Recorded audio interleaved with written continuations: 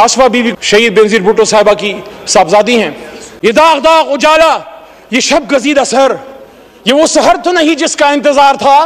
वालेकुम नाज़रीन इकराम, अली मोहम्मद खान की तारीखी तकरीर, आप ये वीडियो देखिए फिर इस पर डिटेल में बात करते हैं। ये बात समझता हूं जिसे हक।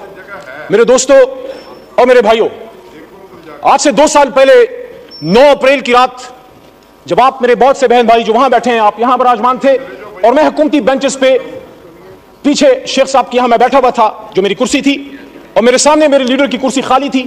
और मुझे ये लगा कि जिस तरह 3.5 साल मैंने अपनी हुकूमत का दिफा किया, जो मेरी ड्यूटी थी, उस रात भी मैंने अपना फर्ज निभाना है।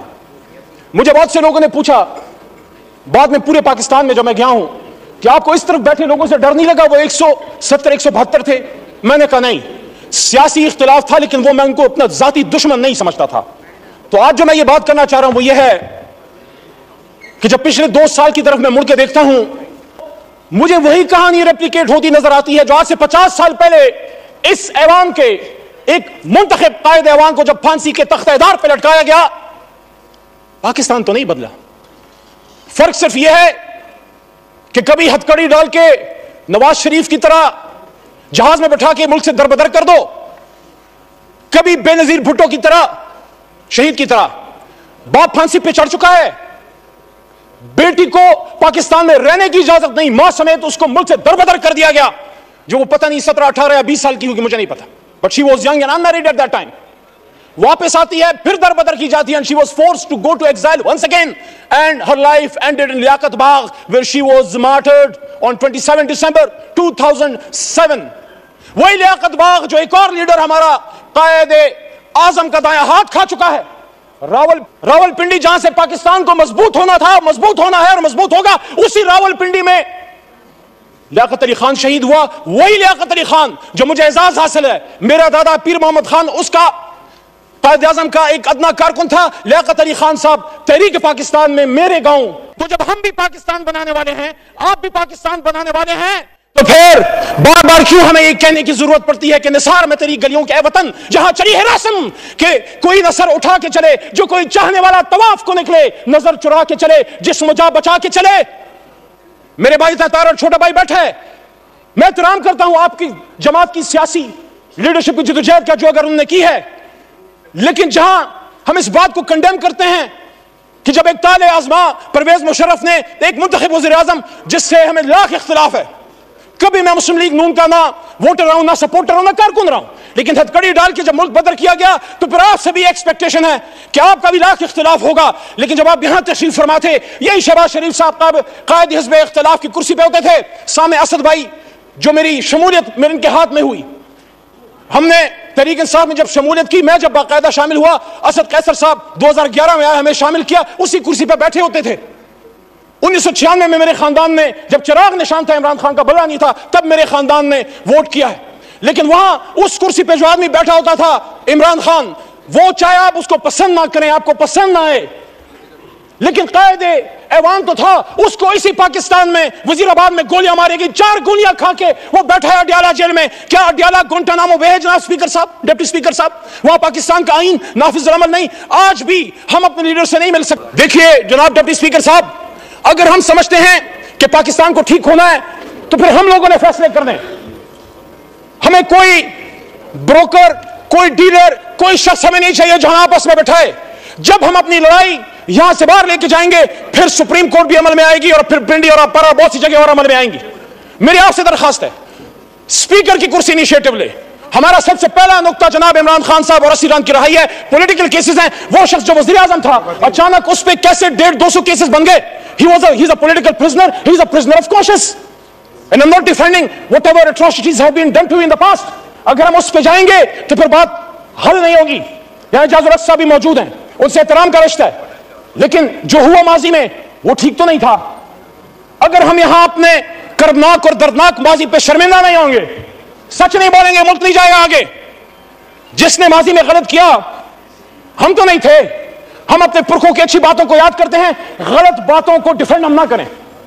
मेरा दादा पीर मोहम्मद साहब 1927 का मुस्लिम लीगी था उस जमाने में, आज वाला नहीं। पाकिस्तान बनाने की तहरीक में था, उस तहरीक में जेल भी काटी, لیکن آج میں سمجھتا ہوں کہ سچ بولنے کا وقت ہے. جہاں مجھے اس پہ فخر ہے کہ تحریک پاکستان کا کارکن تھا, جناح کا ساتھی تھا, جیل کاٹی, پاکستان کے لیے تکلیف اٹھائی, وہاں جب وہ فیڈرل منسٹر فار ریونیو بنے, میرے خیال میں ان کو ایوب خان صاحب کی کیبنٹ میں وزیر نہیں بننا چاہیے تھا. محمد علی صاحب 10 منٹ کا فیصلہ ضیاء ہوا الحق تھا, صاحب 13 منٹ ہو گئے. ضیاء الحق صاحب شورا میں نہیں ہوتے. آج وقت ہے کہ سب سچ بولے. میں سمجھتا ہوں کہ میرے دادا پیر محمد خان صاحب کو مرحوم ضیاء الحق صاحب کی شورا میں نہیں ہونا چاہیے تھا. ایز اے ڈیموکریٹ احترام کا رشتہ آج بھی جاج صاحب سے ہے اور کل بھی رہے گا اور انشاءاللہ مرتے دم تک رہے گا, لیکن سچ تو کوئی یہاں بولے. میں جس طرح پشیمانی کا اظہار کر رہا ہوں کہ میرا دادا ہی وہ پاکستان بنانے کی تاریخ کا سپاہی تھا, ریولوشنری تھا, لیکن ایک غلطی ان سے ہوئی. میں ایکسپیکٹ کرتا ہوں کہ میرا چھوٹا بھائی ہے بلاول صاحب, چیئرمین ہے پیپلز پارٹی کا, ان کے خاندان نے قیمت چکائی ہے, لیکن ان کے دادا بھی فورن منسٹر تھے ذوالفقار علی بھٹو صاحب ایوب خان صاحب کے ساتھ. ہم سب کو ان سچائیوں کی طرف آنا پڑے گا. بعد میں انہوں نے قیمت چکائی جس کو ہم آج اپریشیٹ کرتے ہیں. میں نے اپنے لیڈر سے زیادہ آپ کے لیڈران کی بات کی ہے, لیکن آج میں یہ بات دوبارہ رکھنا چاہتا ہوں کہ عمران خان صاحب نے, کیا آپ یہ سمجھتے ہیں کہ کیا صرف ان کی کسی غلط پالیسی کی وجہ سے عمران خان صاحب کو گھر بھیجا گیا؟ میں نے 2 سال پہلے بھی یہ بات کی ڈپٹی اسپیکر صاحب, اور آج بھی اس بات پہ قائل ہوں. جب اس ایوان میں اکیلا کھڑا تھا میں نے وہاں یہ بات کی تھی کہ عمران خان کو اس بات کی سزا دی گئی ہے کہ جس بات کی سزا ہمیشہ پاکستان میں کوئی بھی جو آزاد پالیسی بنانا چاہتا ہے, ہم سے پہلے جس بھی لیڈر کے ساتھ ہوا ہے آپ سب کو پتا ہے کہ انہوں نے پاکستان کی 1 انچ زمین کسی غیر ملک کو دینے سے انکار کیا. اور جب یہاں 2 OIC کانفرنسیں کی اور جب مسلم بلاک کی بات کی, امت مسلمہ کو اکٹھے کرنے کی بات کی, تو یہیں پہ بلاول صاحب موجود تھے. وہاں سے میں نے ان کو بات کی کہ بلاول صاحب آپ کے نانا نے بھی مسلم امت کو اکٹھا کیا. جرم کی پاداش میں آج عمران خان صاحب جیل میں پڑے ہوئے ہیں. آصفہ بی بی کو میں ویلکم کرتا ہوں ایوان میں, شہید بینظیر بھٹو صاحبہ کی صاحبزادی ہیں. یہ داغ اجالا, یہ شب گزیدہ سر, یہ وہ سحر تو نہیں جس کا انتظار تھا, یہ وہ سحر تو نہیں. قائد اعظم نے اس لیے قربانی دی تھی کہ آج ہمارے فیصلے کوئی اور کریں گے, اور وہ کون ہیں جب اپنے لمٹ میں رہیں گے ہمارے سر کا تاج ہیں. ہمیں جتنا دکھ عمران خان صاحب کے بدن پہ گولیاں لگنے کا یا بے نظیر صاحبہ کے شہید ہونے کا ہے, اتنا ہی دکھ ہمیں. ناظرین کرام, آپ نے ویڈیو دیکھی علی محمد خان کی تاریخی تقریر قومی اسمبلی کے اندر. انہوں نے جب سے سیاست میں حصہ لیا اس وقت سے لے کے اب تک جتنی بھی مشکلات آئی, انہوں نے اپنے دادا کا تذکرہ کیا, ذوالفقار علی بھٹو کا تذکرہ کیا, محترمہ بے نظیر بھٹو کا تذکرہ کیا کہ ان کو کس طرح بار بار ملک بدر کیا جاتا تھا, اور بلاول بھٹو کو کچھ نصیحتیں بھی کی. اور جب آصفہ بھٹو زرداری جو صاحبزادی ہیں آصف زرداری صاحب کی, وہ جب ایوان میں انہوں نے وہ تشریف لائیں تو ان کو ویلکم کیا گیا علی محمد خان کی جانب سے, اور شعروں کی برمار ہمیشہ کی طرح, جس طرح علی محمد خان اپنی تقریر کا ایک بڑا حصہ جو شعروں کے لیے کرتے ہیں وقف, آج بھی اسی طرح کیے رکھا اور پورے ایوان کو کے ماحول کو گرم کیے رکھا. ناظرین اکرام, علی محمد خان ہر پارٹی کا, وہ کوئی بھی پارٹی, وہ حکومتی پارٹی ہو, PMLN Peoples party, Tehreek Insaf, وہ تمام پارٹیوں کا فیوریٹ ممبر ہے.